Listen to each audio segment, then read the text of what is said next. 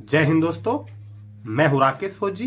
दोस्तों, आज के वीडियो में हम बात करेंगे एएसआई स्टेनो की सैलरी के बारे में। सीआरपीएफ के अंदर एचसीएम और एएसआई स्टेनो के पदों के ऊपर भर्ती आ चुकी है। जिसका आपको काफी समय से इंतजार था। काफी अच्छे खासे पद इसके अंदर रिक्त आए हैं और अगर आप अच्छी तैयारी करते हैं तो इसके अंदर आपका सिलेक्शन जरूर हो जाएगा। तो आज की वीडियो में सिलेक्शन होने के बाद मिलने वाली सैलरी के बारे में, ट्रेनिंग से पहले कितनी सैलरी मिलेगी, ट्रेनिंग के दौरान कितनी सैलरी मिलेगी, आफ्टर ट्रेनिंग कितनी सैलरी मिलती है, कौन कौन से अलाउंसेज मिलते हैं, कौन कौन सी कटौती होती है, पेंशन मिलती है कि नहीं मिलती है, इस वीडियो के माध्यम से आपको पूरी जानकारी मिलने वाली है। अगर आप चैनल पे पहली बार आए हैं, चैनल को सब्सक्राइब जरूर कर लीजिएगा। वीडियो को लाइक नहीं किया तो लाइक जरूर कर लेना। दोस्तों, सीआरपीएफ के अंदर एएसआई स्टेनो की अगर हम सैलरी की बात करें तो सबसे पहले तो हम बात करते हैं एएसआई रैंक को मिलने वाली बेसिक पे। तो नोटिफिकेशन में आपने देखा होगा कि जो एएसआई की जो बेसिक पे है वो 29,200 रुपये है। अभी जो आपको अलाउंसेज मिलते हैं वो आपको 29,200 रुपये पे मिलेंगे। अभी आपको मालूम, सबसे पहले जो अलाउंस मिलता है वो मिलता है महंगाई भत्ता, यानी जिसको डीए बोला जाता है। तो 29,200 का आपको 38% डीए मिलेगा, क्योंकि अभी वर्तमान में जितने भी केंद्र सरकार के कर्मचारी हैं सभी को 38% महंगाई भत्ता मिल रहा है। तो 29,200 का 38% अगर हम बात करें तो ये बन जाता है 11,096 रुपए आपका डीए बन जाता है। तो आपका बेसिक पे और डीए दोनों जोड़ के लगभग आपका 40,296 रुपए बन जाता है, क्योंकि 29,200 आपकी बेसिक पे थी और 11,096 रुपए आपका डीए बन गया। अब इसके बाद मिलता है आपको एचआरए, यानी कि हाउस रेंट अलाउंस। तो ये डिपेंड करता है, जो है एचआरए जो होता है ये डिपेंड करता है कि जो आपका घर है वो किस श्रेणी में आता है, क्योंकि जितने भी क्षेत्र है भारत के अंदर सभी को 3 कैटेगरी में बांटा गया है, एक्स कैटेगरी, वाई कैटेगरी और जेड कैटेगरी। तो जिनका घर एक्स कैटेगरी में आता है उसको 27% एचआरए मिलता है, जिसका घर वाई कैटेगरी में आता है उसको 18% एचआरए मिलता है और जिसका घर जेड कैटेगरी में आता है उसको 9% एचआरए मिलता है। अगर हम मान के चलते हैं कि आपको 9% एचआरए मिलता है, क्योंकि लगभग जो बच्चे होते हैं वो ग्रामीण क्षेत्र से बिलोंग करते हैं, तो हम मान के चलते हैं कि आपको 9% एचआरए मिलता है। तो आपको 29,200 का 9% एचआरए बन जाता है 2,628 रुपए आपका एचआरए बन जाता है। अब आपका बेसिक पे, डीए और आपका एचआरए तीनों जोड़ के लगभग आपकी 43,000 रुपए के समथिंग आपकी सैलरी बन जाती है। अभी आपको एक मिलता है आपको राशन मनी। राशन मनी का रूल ये होता है कि अगर आप जब ट्रेनिंग के दौरान रहते हैं या कैंप के अंदर जब ड्यूटी के दौरान रहते हैं, तो अगर आपने मैस के अंदर जितने दिन आप खाना खाते हैं तो आपको मैस कटिंग देनी पड़ती है। तो मैस कटिंग जो आपकी लगती है अभी वर्तमान में 127 रुपये 89 पैसा पर डे के हिसाब से आपको मिलता है। तो 3837 रुपये आपको पर मंथ की मैस कटिंग मिलती है। अगर आप आउटलिंग में रहते हैं, आप अपने परिवार के साथ में रहते हैं या फिर आप छुट्टी के दौरान होते हैं, तो ये जो 3837 रुपये के समथिंग जो आपको मिलता है 127 रुपये 89 पैसे के हिसाब से, इसको आप अपने पर्सनल यूज के लिए ले सकते हैं, अपने घर में भी यूज ले सकते हैं, कैसे भी आप किसी भी प्रकार में आप यूज लें। लेकिन जब आप मैस में खाना खाएंगे तो जो मैस का इंचार्ज होता है उसको आपको पेमेंट करना पड़ता है। लेकिन इसके अंदर एक रूल ये होता है कि जैसे सिपाही और हौलदार रैंक के जो जवान होते हैं उनका एक फिक्स अमाउंट होता है कि 3837 रुपये देना पड़ता है। लेकिन जो एसओज होते हैं, जैसे एएसआई जो होता है वो सबऑर्डिनेट ऑफिसर्स में काउंट होता है, तो आप सबऑर्डिनेट ऑफिसर का जो मैस कटिंग होता है वो जवानों से ज्यादा लगता है, क्योंकि इनका खाने का जो स्टैंडर्ड होता है एक्स्ट्रा होता है।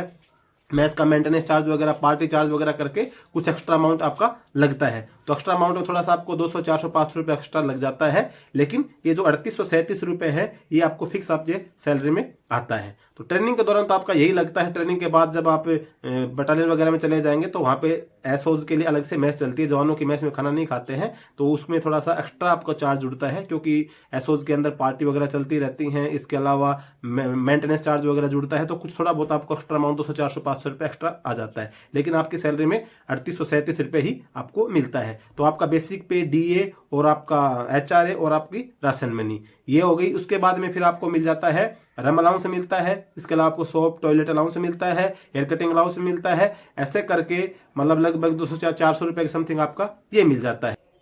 तो ये सब टोटल जोड़ के लगभग आपकी 47,000 रुपए के आसपास आपकी ग्रोस पे बन जाती है। अभी ये जो मैं सैलरी बता रहा हूँ ये सैलरी जिस दिन आप ज्वाइन कर लेंगे उसी दिन से आपकी शुरू हो जाएगी। जैसे आप 1 जनवरी को ज्वाइन कर लेते हैं तो 31 जनवरी को आपकी जो सैलरी बनेगी वो 47,000 रुपये आपकी ग्रोस सैलरी बन जाएगी। आप ट्रेनिंग कंप्लीट की, ट्रेनिंग नहीं की, बटालियन में है, कहीं भी है, तो ये सैलरी तो आपको मिलनी है। अब उसके बाद में हम बात करें कटौती की। अब जो आपका 47 रुपये ग्रोस सैलरी बनेगी, इसमें आपकी कटौती होने वाली है। तो कटौती में आपका सबसे जो मेन कटौती होती है वो होती है आपकी बेसिक पे, और जो डीए बना था आपका लगभग 40,296 रुपये आपका बेसिक पे और डीए दोनों जोड़ के मिला था। तो इन दोनों का जो 10% होगा ये आपका कटौती होगा पेंशन के लिए। न्यू पेंशन सिस्टम एनपीएस के लिए आपका कटौती होता रहता है। तो इसके अंदर क्या होता है, जो आपका बेसिक पे और डीए का 10% तो आपकी सैलरी से कट जाता है, बाकी 14% आपका गवर्नमेंट का कंट्रीब्यूशन होता है। तो आपका जो एनपीएस का एक अकाउंट खुलता है उसके अंदर हर महीने 24% ये जो अमाउंट होता है जमा होता रहता है। तो आपका इसमें से लगभग 4,000 रुपये तो इसकी कटौती हो जाती है। तो 47 में से 4,000 रुपये आपका कट के 43,000 रुपये बच जाता है। उसके बाद में अगर हम राशन मनी निकाल देते हैं और आपका एक रिस्क फंड पासबुक का कटता है, आरपीएफ रिस्क अलाउंस का कटता है, तो ऐसे करके 4,000 तो 43,000 बच गया था। उसके बाद में आपका रिस्क अलाउंस ये राशन मनी वगैरह काट देंगे तो लगभग आपको 38 से 39,000 रुपये आपकी सैलरी आपके सेफ आपके खाते में आ जाती है, जो आपकी सेविंग हो जाती है। आपका खाने पीने का हो गया, रहने सहने का हो गया, रहना सहना तो फ्री रहता ही है, खाना आपका उसके अंदर हो गया है। उसके एक्स्ट्रा आप जो खर्चा करना चाहते हो वो आपकी अलग बात है, नहीं तो आपको 38 से 39,000 रुपये आपकी पहली सैलरी बन जाएगी। अब इसके बाद में अगर आपका जो मैंने सिर्फ 9% एचआरए जोड़ा है, अगर इसमें अगर हम जोड़ते 18% तक एचआरए जोड़ देते हैं तो आपका ज़्यादा बन जाती है, मतलब 2,500 रुपये आपके ज़्यादा बन जाएंगे इसके अंदर। अगर हम 27% जोड़ देते हैं तो आपके लगभग 5400-5500 के समथिंग आपके एक्स्ट्रा और जुड़ जाएंगे। तो ये सैलरी होगी आपकी ड्यूरिंग ट्रेनिंग। आफ्टर ट्रेनिंग क्या होता है कि जैसे आफ्टर ट्रेनिंग आपकी पोस्टिंग होती है, तो जहाँ पे आपकी पोस्टिंग होगी, पोस्टिंग पैलेस के ऊपर डिपेंड करेगा कि आपकी सैलरी कितनी बनेगी, क्योंकि हर क्षेत्र का अलग अलग अलाउंस होता है, सभी जगह पे सेम अलाउंस नहीं होते। मान लो आप 100 या 200 जितने भी स्टेनो भर्ती होते हैं तो आपको सभी को अलग अलग जगह पे पोस्टिंग दिया जाता है, और एक बटालियन के अंदर एक स्टेनो होता है। जब आप शुरू में जब भर्ती होंगे तो आपको हो सकता है ग्रुप सेंटर वगैरह में दे दिया जाए, लेकिन जैसे आप ग्रुप सेंटर का टर्न काटते हैं फिर आपको बटालियन से मिलती हैं, तो एक बटालियन के अंदर एक स्टेनो होता है अभी वर्तमान में, और कभी किसी किसी बटालियन तो अभी वर्तमान में है भी नहीं स्टेनो, लेकिन जब क्योंकि काफ़ी साल बाद वैकेंसी आ रही है, अभी जब आप भर्ती हो जाएंगे तो लगभग हर बटालियन के अंदर जब एक स्टेनो हो जाएगा तो एक से ज़्यादा स्टेनो नहीं होता है। तो एक स्टेनो अगर आपका रहेगा तो हर बटालियन में अलग अलग, तो सबकी सैलरी भी अलग अलग बनेगी, क्योंकि हर बटालियन अलग अलग क्षेत्र में है, अलग अलग सबके अलाउंसेज होते हैं। तो वो डिपेंड करेगा कि आपकी पोस्टिंग जैसे श्रीनगर में है, छत्तीसगढ़ में है, जहाँ पे रिस्क अलाउंस 17,300 मिलता है, आपको 17,300 रिस्क अलाउंस मिलेगा, तो आपकी जो टोटल मैंने सैलरी बताया तो उसके बाद आपको 17,500 17,300 आपको एक्स्ट्रा मिल गया। कहीं पे 9,700 रिस्क अलाउंस है, कहीं पे 7,400 रिस्क अलाउंस है, कहीं पे टीपीटी मिलती है। तो ये डिपेंड करेगा आपके पोस्टिंग पैलेस के ऊपर। फिर जैसे मान के चलते कि आपको 17,300 अलाउंस मिल रहा है, तो ये मान के चलो आपकी जो सैलरी होगी 60,000 रुपये क्रॉस कर जाएगी। तो वो डिपेंड करेगा आपके पोस्टिंग पैलेस पे। सैलरी के मामले में बेहतरीन सैलरी है। ड्यूटी जॉब प्रोफाइल तो ये मान के चलो कि इससे बेस्ट जॉब आपको मिल ही नहीं सकती। 10+2 लेवल के ऊपर सीआरपीएफ के अंदर एक अच्छी खासी रेस्पेक्ट है। सीआरपीएफ के बटालियन के अंदर सिर्फ एक स्टेनो होता है, जिसको मतलब जब बटालियन के अंदर 1,000 से लेकर 1,200 तक जवान होते हैं, हर जवान उसको पहचानता है कि ये हमारी बटालियन के स्टेनो साहब है।